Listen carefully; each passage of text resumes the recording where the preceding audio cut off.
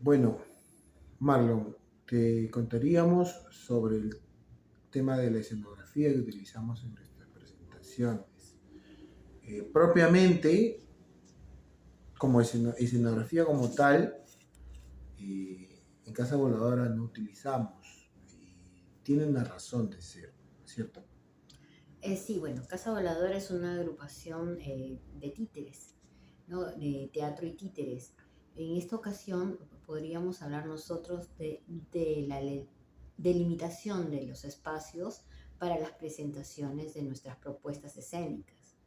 Esta delimitación se realiza a través de un dispositivo escénico, en este caso con Travesuras, el espectáculo que llevamos al Festitín.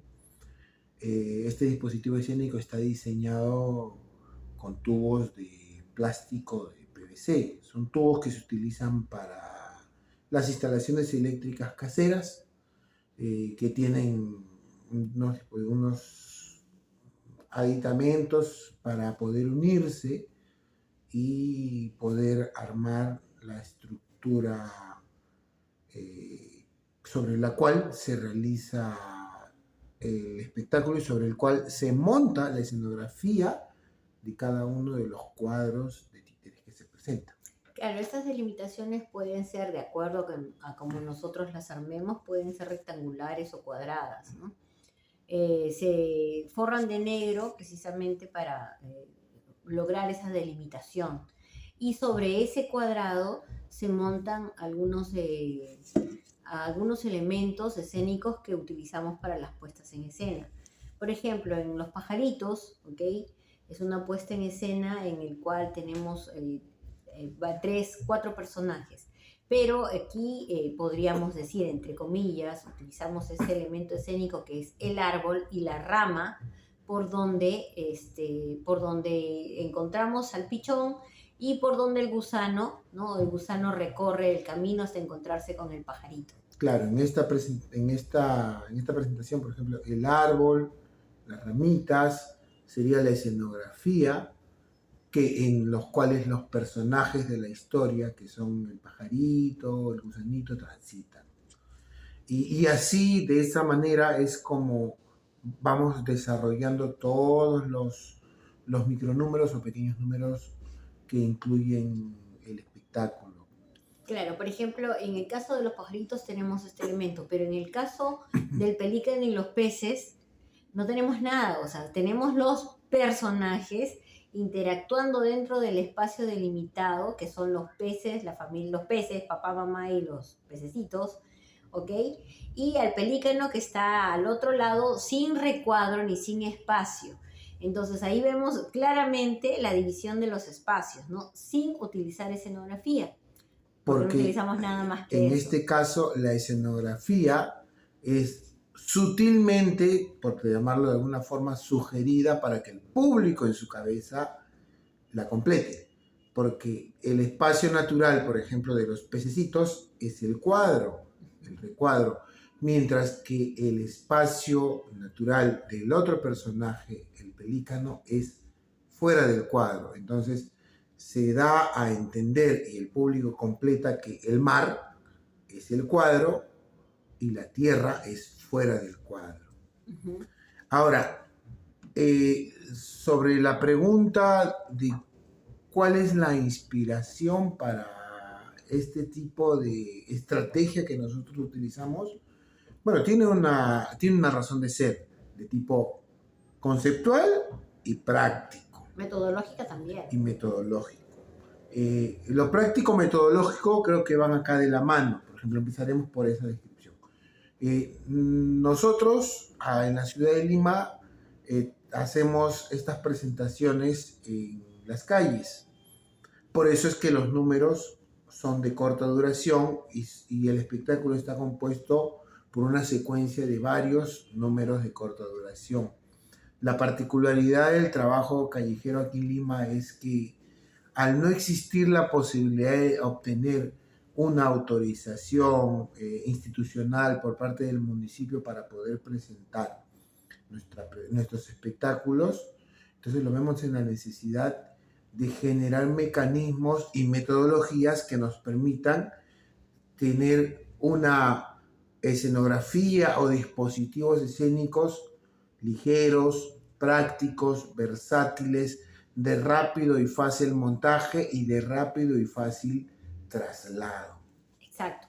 Sobre todo en este caso el montaje, ¿no? O sea, con utilizar unos elementos muy sencillos como el dispositivo que marca, o sea, los tubos, o simplemente un dispositivo de un tubo largo, nada más como para colocar algunos elementos, como por ejemplo en la función de la parejita, ¿no? De los muñequitos. Solo necesitamos un pequeño espacio donde ellos puedan ubicarse, ¿ok? Sentarse y a partir de ahí nosotros contamos la historia en títeres.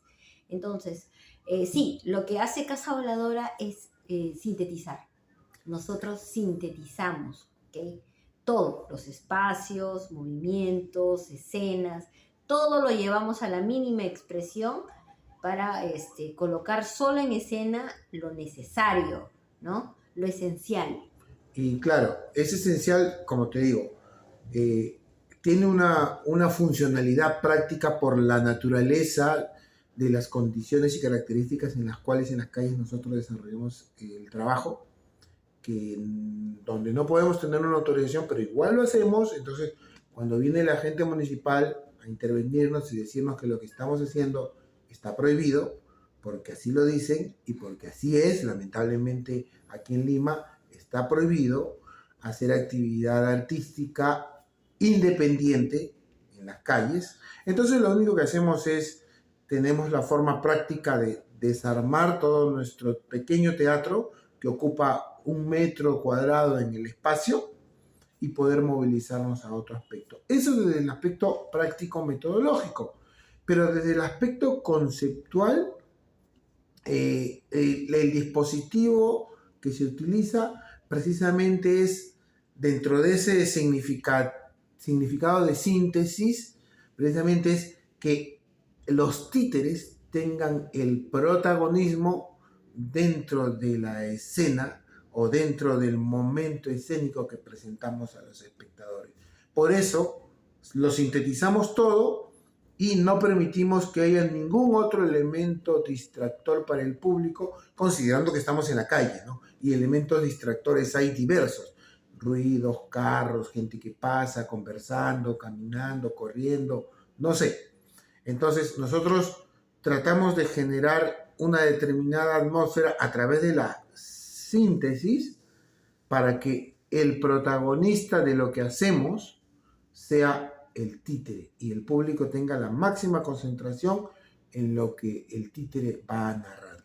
Claro, y en este caso la síntesis de los tiempos también es importante para nosotros. Por eso es que sintetizamos todo, incluso hasta movimientos, música, o sea, todo va a una sola, ¿cómo podríamos decir? Un solo camino, tiene un solo camino, ¿no? Claro, y con esta última parte de esta respuesta creo que también damos por respuesta a la pregunta de cómo la escenografía complementa el mensaje del grupo. Entonces, desde la síntesis, para obtener el protagonismo del títere y la máxima concentración del público, considerando que estamos en un contexto, la calle, con diversos elementos distractores.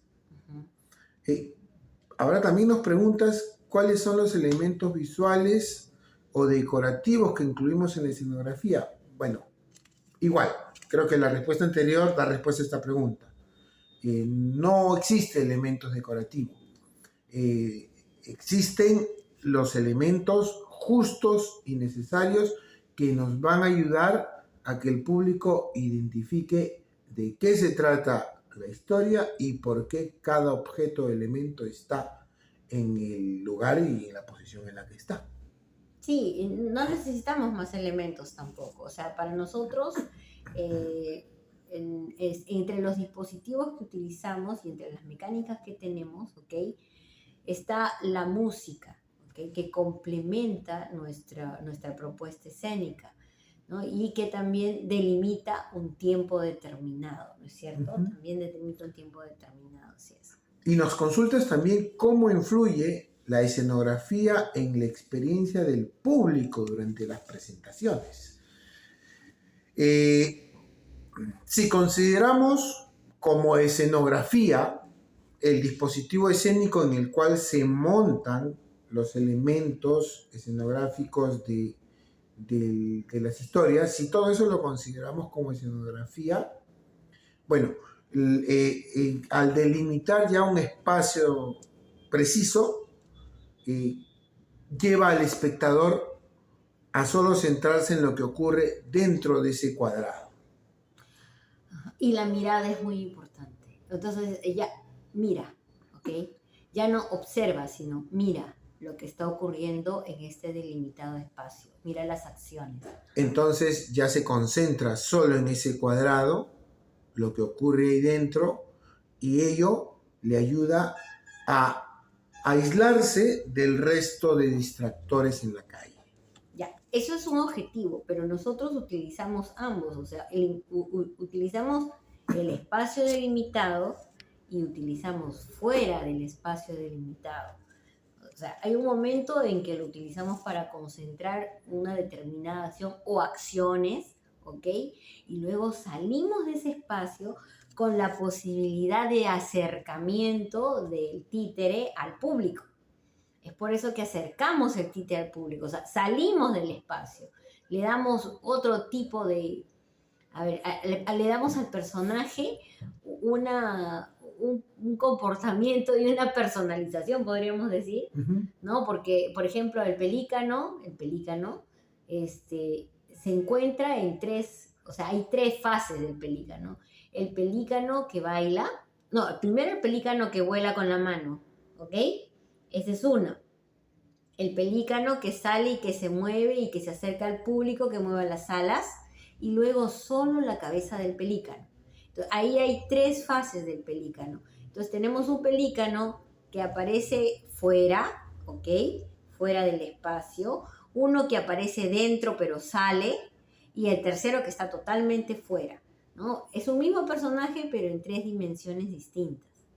Claro, considerando que dentro de la narrativa histórica, hasta el momento en el cual el pelícano se le ve de forma corporalmente completa, por decirlo de alguna manera, que es en el momento en el cual el pelícano sale a interactuar directamente con el público, hasta ese momento no se ha encontrado con los peces.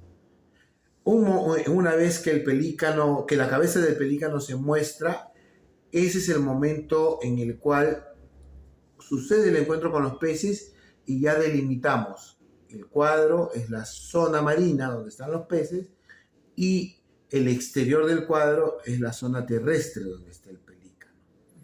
Entonces, pero ¿cómo influye en la percepción del público? Era la pregunta. Precisamente es ese proceso que ocurre desde que está dentro del espacio escénico en el cual se le ha determinado que esté, que es el cuadro. Ya al público lo llevamos a la convención de que tiene que concentrarse y centrar su atención en lo que ocurre con los muñecos, con los títeres.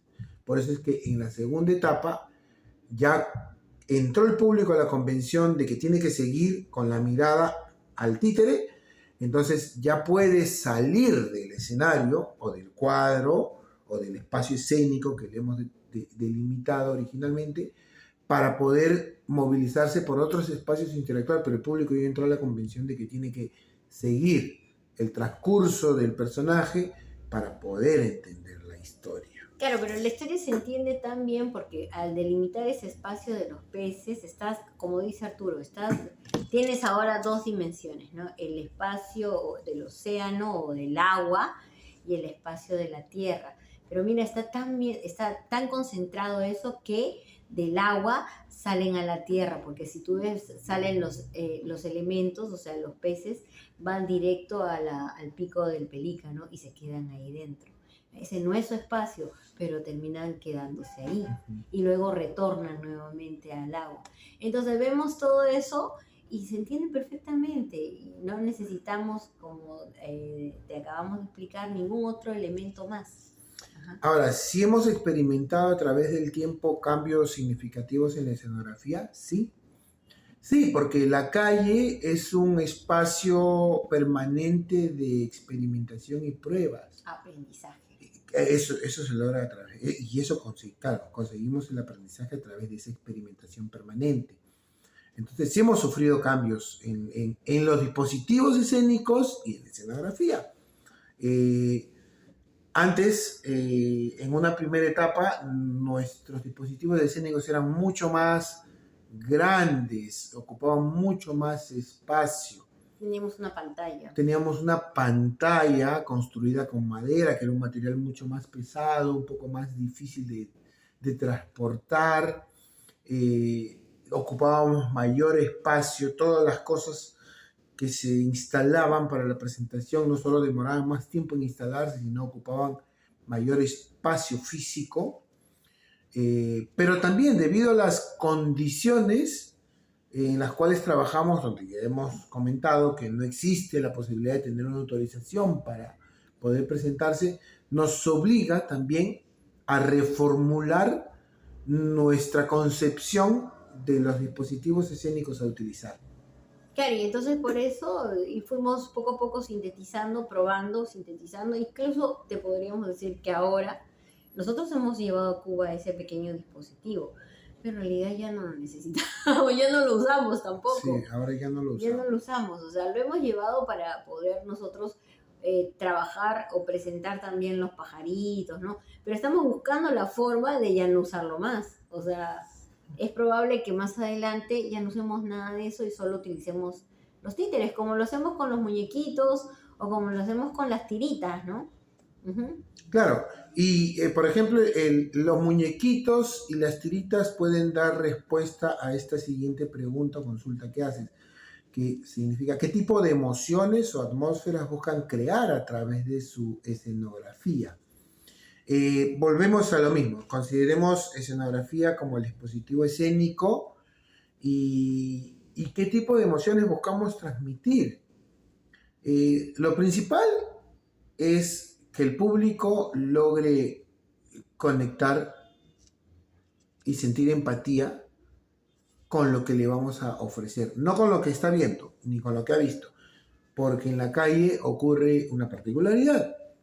El público se encuentra con el espectáculo, el público no va a asistir exclusivamente o está pasando en esa calle para decir, acá va a haber un espectáculo. No, el público es un transeúnte común y corriente que por casualidades del destino se encuentra con el espectáculo. Y ahí es donde decide quedarse o no quedarse a verlo. Entonces, ¿qué buscamos motivar o transmitir? Primero, la posibilidad de poder interesarse con quedarse a ver el espectáculo.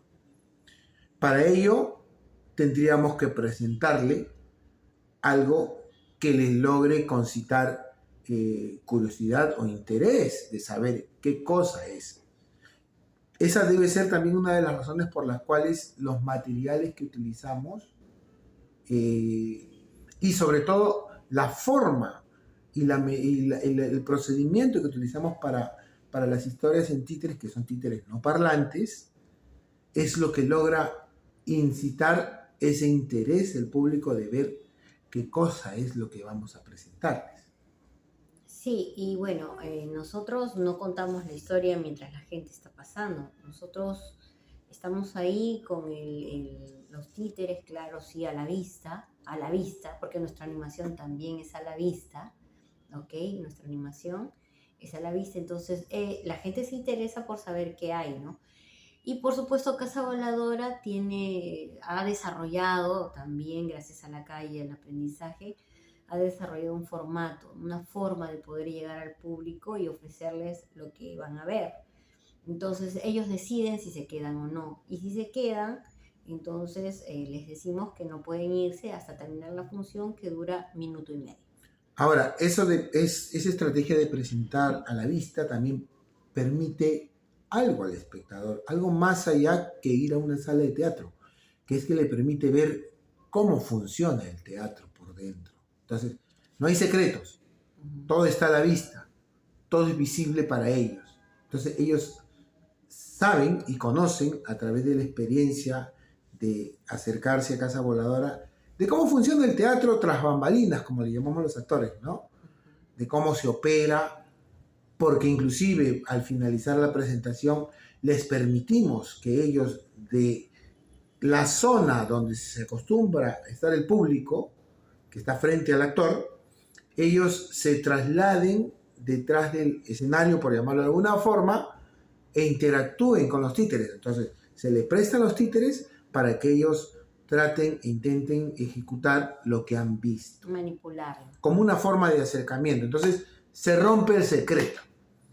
Eso es lo que podríamos resumir respecto a lo que buscamos con respecto al público. Bueno, ¿no? pero en realidad el momento de la función, o sea, nosotros se concentran tanto en el títere, o sea, la mirada va directamente a los personajes y nosotros tratamos de anular totalmente todo lo nuestro, o sea, nosotros no somos, son los títeres. Nosotros solamente movemos, manipulamos los títeres y estamos de negro, o sea, nosotros estamos de negro, casi siempre estamos de negro, ¿no es cierto? Sí. Entonces, nosotros no somos, estamos de negro. Y al momento de estar de negro, bueno, podríamos decir que esa podría ser la parte escenográfica, ¿no? Podríamos mencionarlo así, somos la escenografía, ¿ok? Y en realidad quienes interactúan son los títeres. Uh-huh. Ahora, ¿cómo se relaciona la escenografía con la identidad artística y visual de Casa Voladora? Creo que ahí ya está la respuesta en lo anterior que hemos comentado, ¿no? Nuestra identidad es netamente de militancia callejera. O sea, sí o sí, siempre vamos a presentarnos en la calle. Entonces, considerando nuestras circunstancias de Lima, Perú, donde no existe posibilidad de tener una autorización para hacer teatro en la calle, entonces, desde eso se relaciona nuestra identidad. Claro. Aparte, disculpa que te corte, aparte está el tema de la reutilización de elementos, el reciclaje. O sea, son dos conceptos y elementos que básicamente se manejan en Casa Voladora. Sí, bueno, Casa Voladora tiene una particularidad, que sus trabajos escénicos siempre van a girar en torno al amor, a la familia, ¿no? Siempre va a girar en torno a todo eso. Entonces, esos temas son importantes para mí, porque construyo los títeres, y son importantes para Arturo, porque con él hacemos las manipulaciones y la animación. Entonces, eso es importante para nosotros. Ese tema, porque también es un tema que nos interesa a los dos, el amor, ¿no? La familia, los niños, los hijos.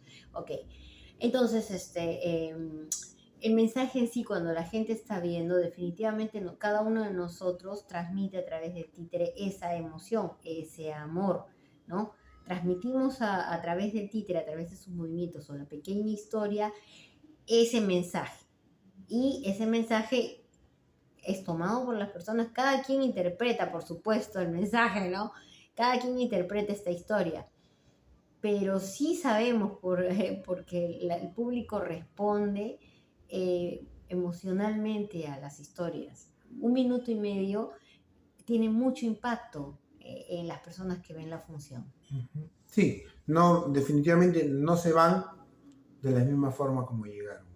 Eso es notorio y es evidente, porque durante la presentación se ve cómo el cuerpo del espectador, la mirada, el rostro, sus movimientos se van transformando durante ese minuto y medio que dura la presentación. Y bueno, las muestras de agradecimiento, de gratitud, de darte la mano, de querer quedarse conversando un rato al final de la función es lo que también muestra que ha habido una conexión y una transformación del público en ese minuto y medio que dura la presentación. Claro, aparte de ello también hay gente que ha llorado, gente que nos ha abrazado porque se sintió muy emocionada, ¿no? Porque las historias en realidad sí, de alguna forma, sobre todo la de los muñequitos, ¿no? Sí causa, como te digo, impacto en las personas. Uh-huh. Bueno, ese es lo que por lo pronto podemos explicar del trabajo, así que muchas gracias por la entrevista, por querer conocer algo más del trabajo de Casa Voladora, ¿no es cierto? Sí, por supuesto. Casa Voladora es una agrupación de títeres. no parlante, como te dice Arturo, o sea, no hay palabras. Lo denominamos nosotros algo así como poesía visual. Bien, utiliza así la música, parte importante, dispositivos y elementos que de alguna forma configuran nuestra estética, ¿no? Y nada, muchísimas gracias a ti por por solicitarnos esta información. Muchas gracias, Marlon, y hasta luego. Casa Voladora, Lima, Perú. Gracias. Chao.